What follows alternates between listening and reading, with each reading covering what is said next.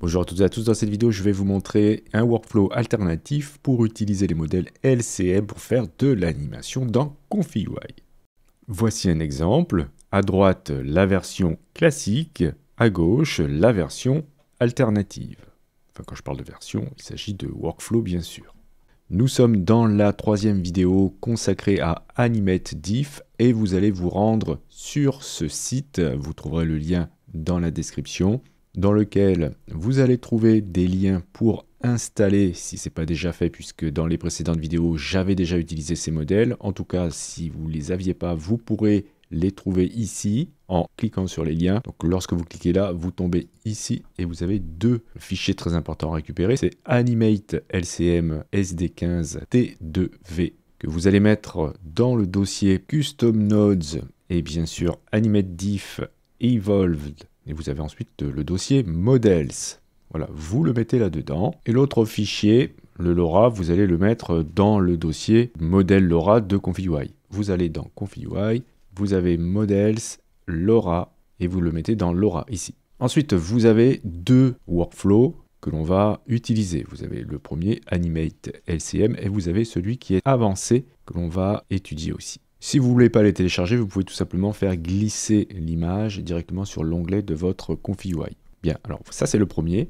Alors il est extrêmement simple, nous avons un checkpoint, il va bien sûr falloir refaire les liens, et si vous n'avez pas ces modèles, vous pouvez utiliser un autre modèle SD 1.5 ou bien aller télécharger celui-ci. Ensuite vous avez le LoRa, donc là il va aller chercher le LoRa que nous avons chargé dans le dossier ConfigUI modèle LoRa. Enfin vous avez ici un nœud AnimateDiff de génération 1. Donc jusqu'à présent, si vous avez suivi mes vidéos, j'utilise plutôt la génération 2. Mais bon, c'est pas très important ici. Là, vous avez le modèle qu'on a chargé tout à l'heure, le modèle pour AnimateDiff. Et enfin, on a ici la durée de l'animation de 24 images par seconde avec une taille de 512 par 512. Le prompt positif, le prompt négatif. Et ça va dans un K-sampler traditionnel, normal, avec ici un vidéo combine pour combiner le tout. Alors, on va mettre ici plutôt H264. Enfin, peu importe pour moi, car je ne vais pas faire de sauvegarde. Vous allez déterminer ici le nombre d'images par seconde que vous souhaitez. Et finalement, je ne vais pas faire de sauvegarde. Voilà, pour éviter de surcharger mon disque dur. À partir de là, eh bien, on peut tester. Donc voilà, ça me donne un résultat comme ça, en 512 par 512, qui est plutôt correct. Si vous avez vu les vidéos précédentes, vous savez qu'à partir de ce module, qui n'est pas tout à fait le même que la génération 2, mais enfin c'est assez facile à comprendre, on peut ajouter des options pour le contexte et indiquer, par exemple, que l'on veut faire une animation qui va boucler en choisissant Looped Uniform Context Option. Et je vais indiquer ici que je ferme la boucle pour obtenir une animation qui va pouvoir boucler. Voilà, ce qui me permet d'obtenir ça. Bien, alors maintenant voyons voir l'autre workflow qui est beaucoup plus avancé. Donc je vais aller le charger. Et celui-ci contient beaucoup plus de nœuds. Et il y a certainement des nœuds que vous n'avez pas, que vous allez devoir aller chercher. Si vous avez des nœuds qui sont rouges, vous allez bien sûr dans ConfigUI Manager, vous faites Install Custom Nodes et vous essayez de relancer ConfigUI quand tout est installé. Alors ce que je vais faire, c'est que je vais carrément copier ça et le coller ici pour essayer de comparer. Donc apparemment on a exactement le même prompt et on a ici, donc on va le décortiquer tout ça, on a notre checkpoint qui est chargé avec le LoRa de tout à l'heure, refaites les liens bien sûr, ça part dans les clips ici pour le positif et négatif. Ensuite on a une espèce de, c'est pas un K-sampler, c'est un nœud qui s'appelle Sampler Custom. Ça va permettre d'aller chercher les samplers, d'aller chercher le denoise à part. Ici nous avons le nombre d'images, alors je vais mettre comme tout à l'heure 24. Et on a ici un autre nœud intéressant pour les LCM, c'est Sampler LCM Cycle. On va pouvoir choisir le nombre de steps et on va pouvoir modifier ici le nombre de steps pour deux samplers en fait. Alors je vais les mettre là, arranger un peu tout ça. Ça c'est relié ici à un modèle, donc au modèle ici de AnimateDiff. Je vais choisir ici, comme tout à l'heure, un loop plutôt qu'un standard. Je vais récupérer le même seed, Je vais vérifier si le CFJ c'est le même. Donc on avait mis un 4 ici et 8 steps. Donc je vais mettre pareil. Et ensuite on ira voir les petites particularités qu'il y a, en tout cas les exemples qu'il y a sur le site. Alors attention, j'ai une erreur ici. Pourquoi? Ah, c'est le modèle ici qui n'a pas été chargé. Voilà, et on peut comparer maintenant les deux résultats. Donc à droite, c'est avec le nouveau workflow, et à gauche, c'est l'ancien. C'est quand même beaucoup plus détaillé, si vous regardez la robe et les cheveux, ainsi que les bijoux, que la version d'origine.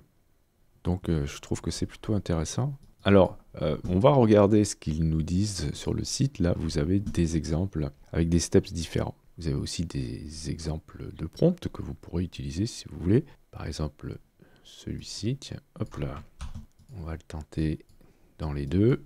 Et on va peut-être aussi changer de modèle. Bon, on va essayer quelque chose de style animé. Et pour ça, je vais utiliser Cardos Anime. Et là, très franchement, on voit vraiment la différence entre les deux. On a beaucoup plus de détails avec le deuxième workflow. Mais par contre, au niveau de la qualité de l'animation, je trouve que celui de gauche est très intéressant car ça loupe vraiment. Alors, je vais tenter maintenant d'augmenter le nombre de steps pour LCM. Donc ici, je vais en mettre allez, 20. Voilà, l'animation est plus conforme à celle de tout à l'heure. Je ne sais pas ce qui s'était passé entre temps, mais en tout cas, le fait d'avoir augmenté évidemment le nombre de steps, ça nous donne quelque chose de beaucoup plus saturé.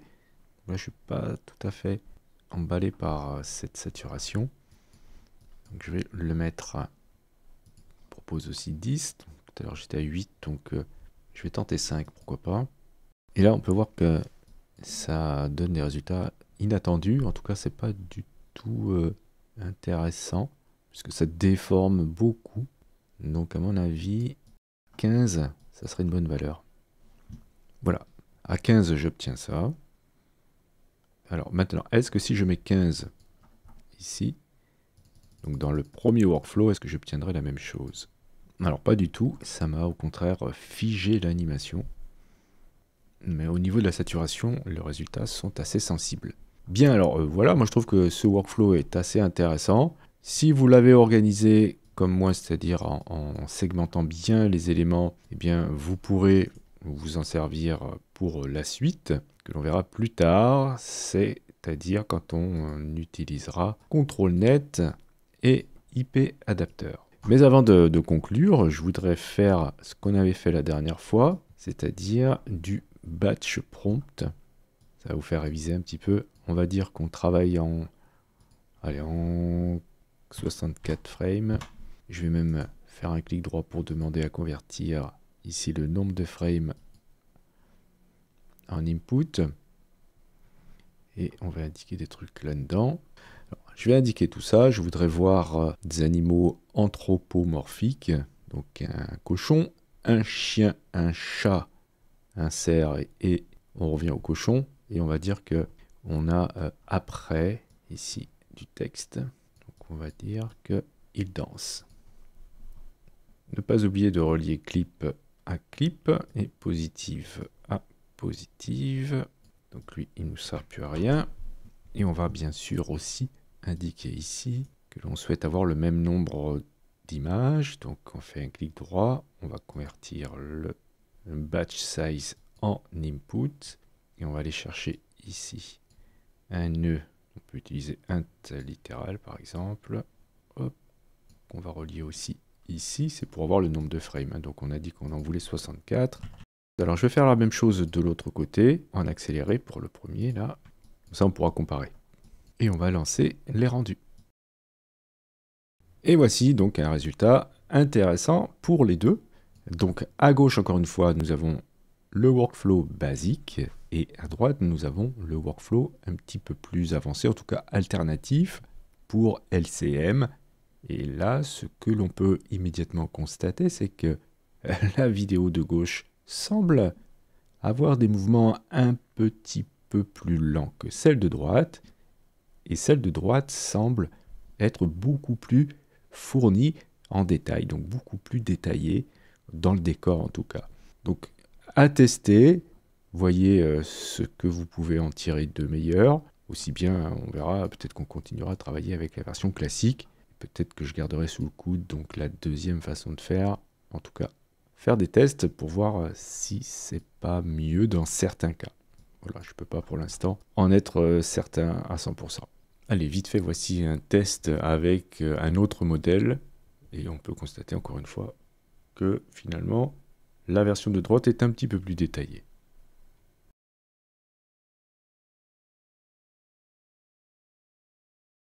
Je vous remercie d'avoir suivi cette vidéo. Si vous avez des questions, n'hésitez pas à le faire dans les commentaires. Si vous souhaitez soutenir cette chaîne, vous pouvez cliquer sur j'aime, c'est hyper important pour le référencement. Si le contenu vous plaît et que vous souhaitez vous abonner, n'hésitez pas à cliquer sur abonnez-vous. N'oubliez pas la petite clochette pour être averti des prochains tutos. Justement, on se dit à la prochaine pour un autre tuto.